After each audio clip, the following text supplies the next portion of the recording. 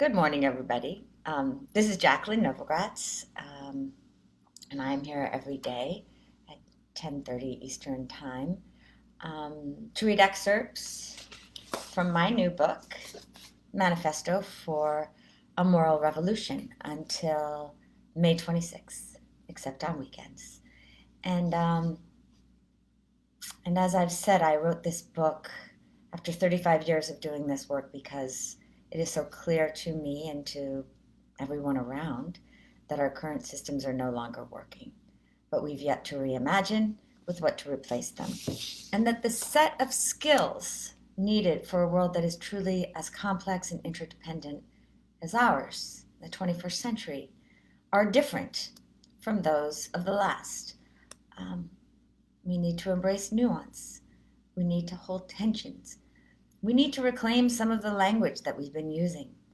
I was very specific in choosing the word moral, not to mean a set of rules prescribed from on high, but to mean a framework that begins with our essential human dignity and that understands that if we don't hold our humanity and the cultivation and sustainability of the earth at the center of our systems, we won't survive. Importantly, we won't thrive.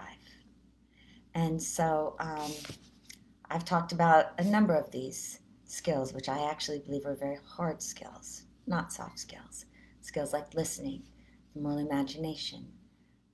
Importantly, understanding your identity, not to weaponize or divide, but to connect. And today, I want to talk about what it means to hold opposing truths in tension without rejecting either. Hard to do, we do it all the time, particularly those of us that are looking to make change, who have to navigate between purpose and profit, the individual, community, accountability and generosity, health, wellness, and livelihood.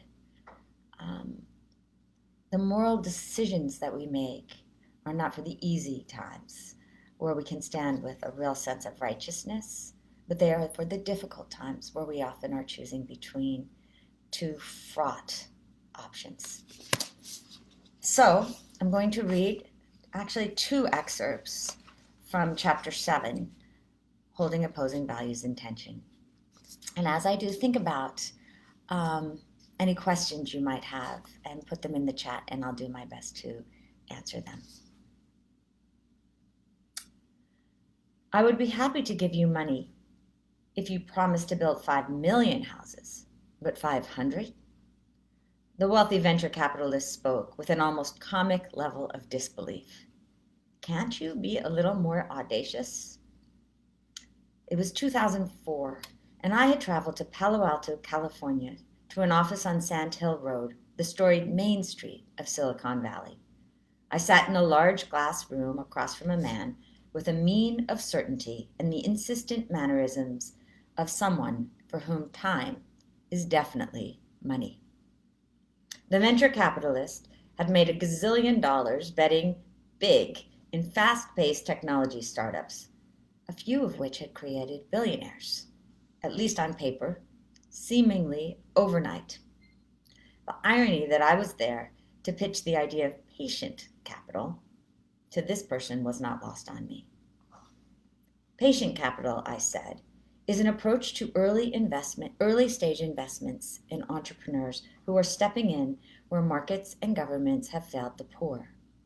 Acumen's patient capital approach is straightforward but new. I went on to explain that we raise philanthropic donations for 10 years or more in companies that serve the poor, to invest in companies that serve the poor. We bring management support, introduce new markets and networks, and make a long-term commitment to partnering in order to impact lives of the poor. Patient capital focuses not simply on maximizing profits, but also on holding the tension of both social impact and financial returns. The VC did not conceal his allergic reaction to the idea of trade-offs. If you build a highly profitable business that people value, it will grow virally, he said. using a popular, if overused and misunderstood, valley term. Yes, I said, but we can't assume that we'll build a profitable model in the short term. Reaching people with limited income and hobbled trust requires a balance that harvests the strengths of both markets and philanthropy. Finding that balance doesn't happen overnight. I started to explain that we had just invested in a new development community outside Lahore, Pakistan, that aimed to construct 500 houses. Building a development for slum dwellers on land so barren it resembled a moonscape would require not just infrastructure such as water and electricity, but also creating Pakistan's first ever mortgage product for low-income people that was Sharia compliant or governed by Islamic religious law. The VC stopped me again. But 500 houses? That's not very interesting. It will take time to build trust among low-income people who have had scam artists sell them houses on paper and then disappear, I said.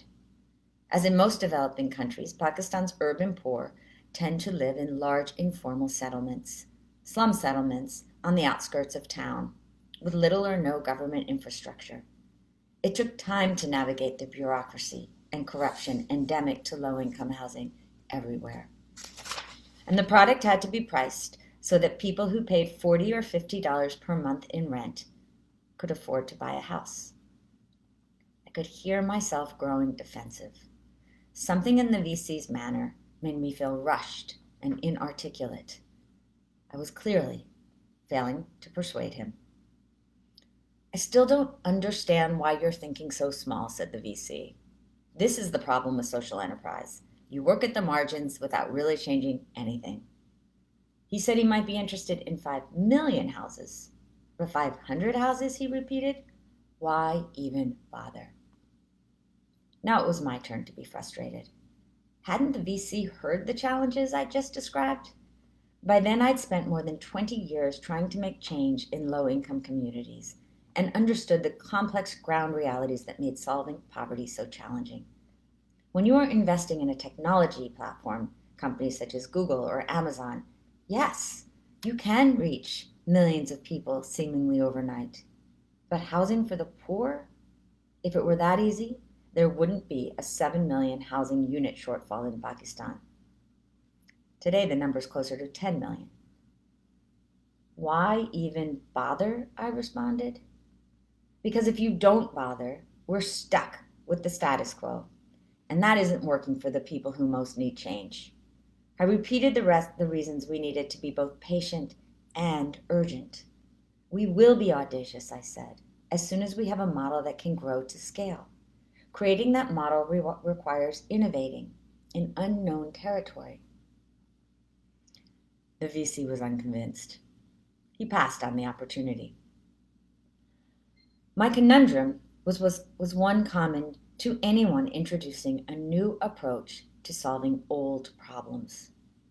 While I could paint a vivid picture with lived experiences of what had not worked in international development, I had no proof of how the patient capital model did work. I could only describe what could be, and there was little my team and I could do about that except to continue to seek and support innovations that might succeed and accompany them until they did. I left the meeting feeling diminished by my failure to convince the VC of the merit of the patient capital model and daunted at the thought that it might take years before the model was taken seriously. If audacity and humility must be balanced to shift systems, so must accountability and generosity. Our current institutions have traditionally leaned toward one or the other rather than encompassing both. We assume the business sector is more accountable and efficient, the charitable sector more generous. Because Acumen bridges both the nonprofit and for-profit sectors, co-investors have phoned me more than once to demand that Acumen make a grant to help an ailing company we were both supporting. One memorable call came from an irate co-investor in Africa who reached me on a Saturday morning at my home in New York City. He was unhappy with my team's insistence that all co-investors work with the troubled company on the same financial terms. The investor believed that Acumen alone should bail out the company, which was navigating treacherous financial waters. Why us alone? I asked. Why wouldn't you also support the company? You are patient capital, he responded. You can afford to help. I almost laughed out loud, for he represented a much larger and richer institution, one that could presumably take much more financial risk than Acumen. We can be generous, yes, I said, but equally we focus on accountability. If you're interested in the future of the company, we'll work through how best to do it together and take equal risk in doing so. Now my response triggered a powerful reaction. You get on stages and talk about love, this investor said, but when it comes down to it, you're just like everybody else. I was taken aback. I'm sorry, but our focus is patient capital, I said. It is not stupid capital. I used deliberately the language that I thought would resonate with him. I believe in love, to be sure, but real love requires setting expectations and helping people gain the capacities to meet those expectations. That entails being willing to have uncomfortable conversations, to know when and how to step in financially, and to understand when a bailout creates dependency. Real love is not a soft skill. In this particular case, we needed to send a message to the ailing company and the market that all investors believed in the company and were working together to turn around its operations, head and heart. Those who see the role of business as solely to make a profit often employ either or thinking, but presupposing that profits alone signal the existence of social good limits our ability to think creatively, collaboratively, and constructively. Not to mention, realistically. The mirror image, relying solely on charity or government, is limiting as well.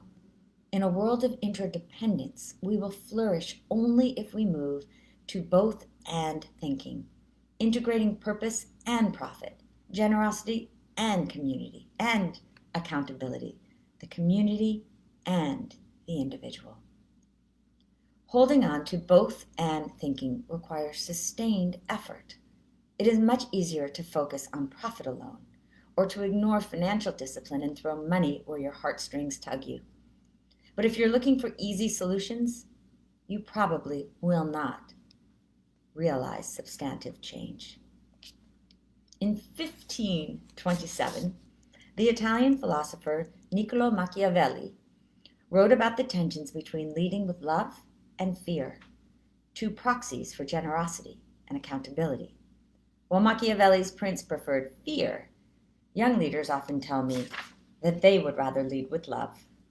But if fear or accountability on its own can be punitive and diminishing, love or generosity alone can create dependency and entitlement.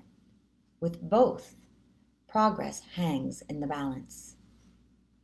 As the world becomes more entangled and institutions more diverse, the capacity to hold opposing values without rejecting either has emerged as a critical skill for solution building. Consider a simple mantra. Use feelings of discomfort as a proxy for progress. The disquiet may not make decisions easier, but it will help you identify the forces you are dealing with, buttressed by both conscience and reason. Javad Aslam, the young man who created the 500-unit housing development I described at the beginning of this chapter, perfected the art of holding opposing values. It took him many years, but learning to allow for and acknowledge dual perspectives, he was able to build homes, not just houses, for a community that had always scraped by at the margins. I met Javad in Lahore, 2006, about a year after he'd arrived. A Pakistani-American from Baltimore, he'd had a solid career in commercial real estate until the events of 9/11 roused in him a yearning for more. He experienced firsthand the mistrust that many Americans began to harbor about Muslims and felt his own religious identity deepen. The time seemed right to travel to his parents' homeland to try to be of use.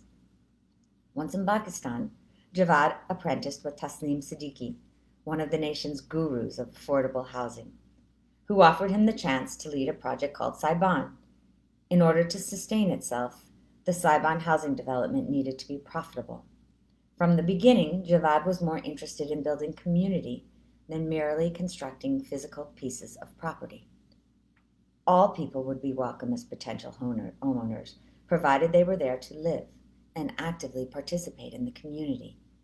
Unlike many developers of affordable housing, he felt responsible for basic services, a sense of security, and an enabling of social cohesion. In turn, he asked residents to help tend the parks and common spaces, thus forging a sense of community while also empowering individual households to gain choice and freedom. The nexus of these contradictory forces was the community mosque. People of all faiths were welcome to live in Saiban, and they came not only from the slums of Lahore, but some from as far away as Karachi, a 15-hour drive. The home buyers represented most sects of Islam, with a small number of Hindu and Christian families. In Pakistan, Hindus and Christians each represent about 2% of the population. Each sect wanted to use the mosque for prayers on a daily basis. But as there is only one mosque, giving every sect exactly what it wanted was infeasible. In Javad's mind, there was no better way to reinforce the idea of a shared community than to ask all Muslims to pray together. And that would require some loss of individual autonomy, an independence each sect had enjoyed prior to moving into this new place. At first, Javad's view that the mosque could and should be shared isolated him.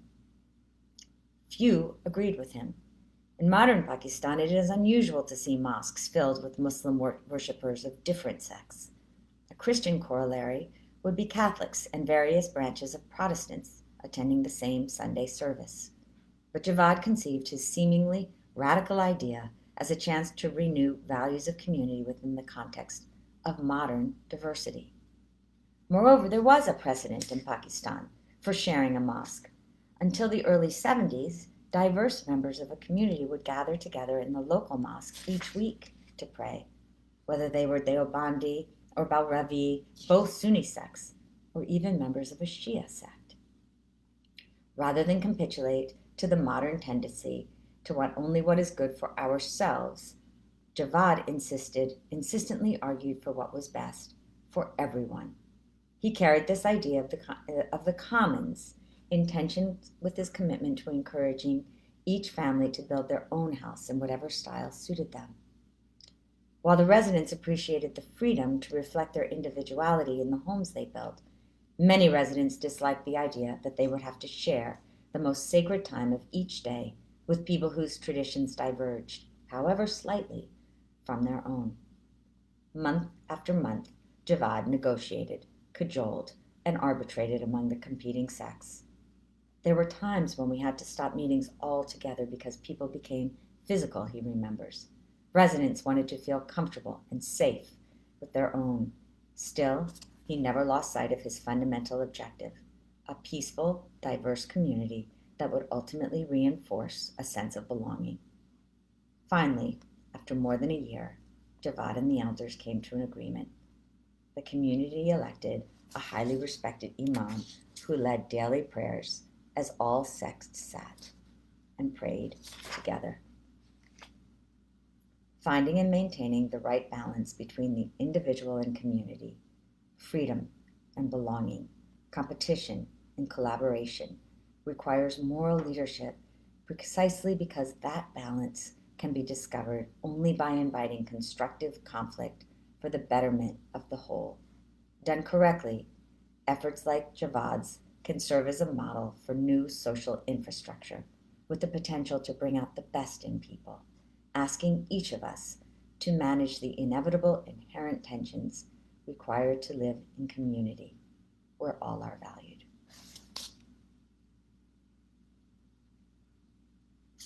if we ignore the tensions within ourselves, our organizations, and our societies. If we keep the conflicts internalized and unmentioned, they don't disappear.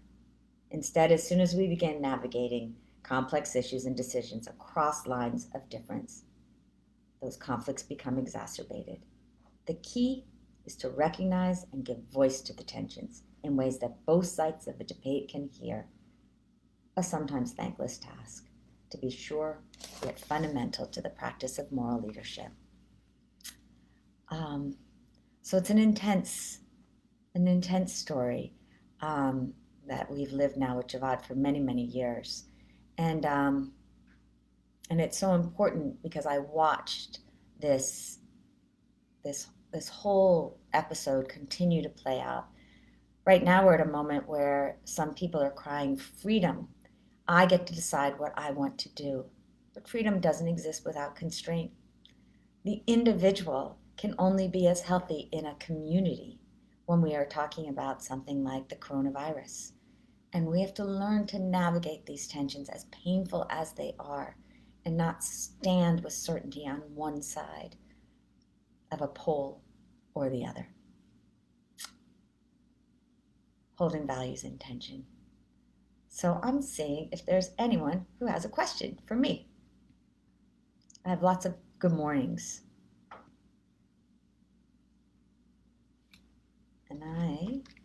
So bring them on.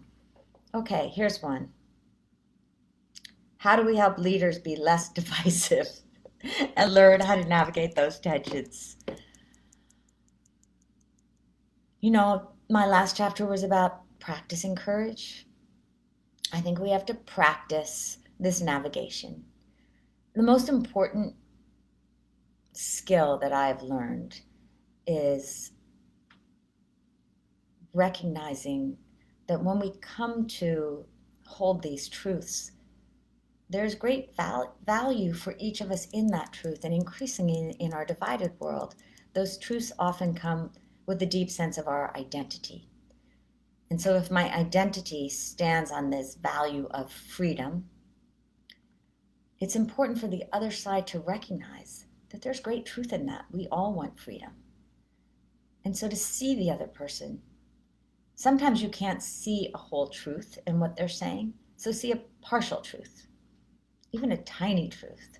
Once that's recognized, take a step forward, and that will open space for the other. Our leaders right now are losing so many opportunities to help us navigate a time in which we are all feeling collective anxiety. We are all feeling a deep sense of stress. So many of us have personal human loss.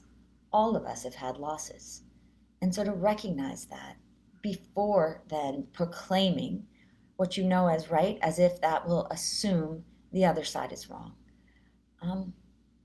I think we train the next generation of leaders, and frankly ourselves, by insisting on surrounding ourselves with people who are different, and by practicing these hard conversations. I can't think of an organization in the 21st century that is navigating this moment without those tensions, whether they say them aloud or not. So for the leader, it is to say it out loud, to be more transparent and clear and truthful about those tensions that they're holding. Because there is nothing that I can say that will influence the younger generation. It's everything that I do. And so if we want to train, we got to do. I have a few more questions and a few more minutes. Just hold 1 second. Have I ever reacted with just my head or just my heart that resulted in misunderstanding? How did you resolve that tension? Oof. Yeah. This is where navigating tension, and again, identity. We think of identity too often in terms of the things we can see, ethnicity and race and religion. So often it's the ideas we hold, assumptions, ideologies. And, if I'm going to just take the experience, even with this one particular VC that's played out 100 times, and when I don't go into difficult meetings grounded, um, sometimes my ego or my own identity around the fact that I have spent 35 years doing this work can really get the best of me. I remember one kind of humiliating experience in retrospect when I had been in India working with a company that called Husk Power that delivered uh, electricity, affordable, clean electricity to rural people in seriously rural parts of Bihar, India, where it would take like a 13-hour overnight train and a 4-hour drive to get to their village, um, where they would essentially gasify rice husk to convert it into electricity on a microgrid situation, hugely before its time, before any of the economics really worked. And we were struggling. We were making lots of mistakes. The company was making mistakes, but learning and the gutsiness of the entrepreneurs to take this on was extraordinary to me. I went right there to London, where I was in a conversation with these hedge fund guys. And I was talking about how hard it is to build a business that serves the rural poor when the technology doesn't always work and there's no financing and there's no income and there's no infrastructure and they're far away and you're fighting with a lot of bureaucracy and corruption. And the guy on the other side of the table was like, well, maybe you just don't understand business. We know how to build profitable businesses. So why don't you just let us run the business? And, generous offer. But I was like, wait, have you ever been to India? Have you ever been to Bihar? Have you ever been to? And I just started throwing these questions out in a more aggressive way. Needless to say, not only did I not raise any money, but I was embarrassed. Because rather than providing an open field to help him learn and come along on a journey with me, I had essentially put him down. Even though you could argue he started with real arrogance. I often think of myself as having a bull and a dove inside myself. And if I lead only with the bull, particularly if a bull is raging at me, it usually doesn't end well. It's always bloodied. And if I'm just the dove who tells the other person how smart they are and thank you very much and leaves, neither of us have learned anything. It's when I let that bull and that dove dance, the tensions. And had I said, help me understand, what is it about what we do that makes you think that we don't understand business? Not in a defensive way, but in a way of inquiring. I'm betting we would have had a really different conversation. Maybe not, but I certainly would have assumed goodness and I would have started the conversation in a very different way. So yeah, that's where you have to learn to acknowledge what you've done and forgive yourself and do better the next time. Practice. Last question.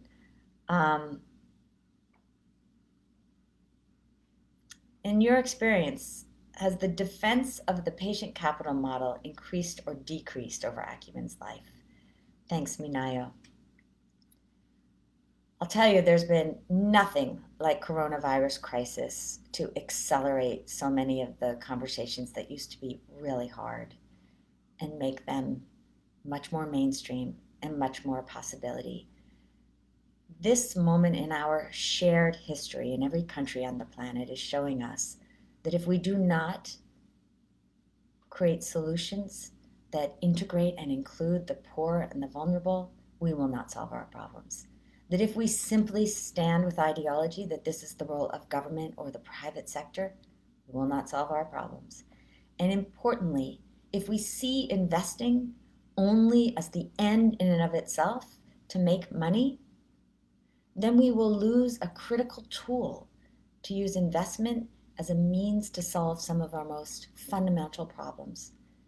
If instead we use the market as a listening device to understand how people make decisions, what they value, what they don't, where markets work, we have the humility to listen to that listening device, then we can also recognize where markets are limited, where we need partnership with government and civil society, where we can take these two truths of accountability and generosity, all focused on a shared collective North Star of solving our biggest problems in the name of human dignity, not just for some people, but for all people. That is this opportunity. So raising money, not easy for anybody. A conversation that includes a more nuanced approach to the nature of capital and to problem solving. This is our moment, guys. And this is the moment to learn those skills, to talk not just to people like ourselves in these safe sanctuaries, but to expand to those who would rather hold on to the systems that frankly aren't working very well for us anymore. So hold opposing truths in tension. Recognize the truths or the half-truths and what the other side holds. Be a bridge extending yourself so that others might walk across. We're going to have a much better chance of solving our most essential problems.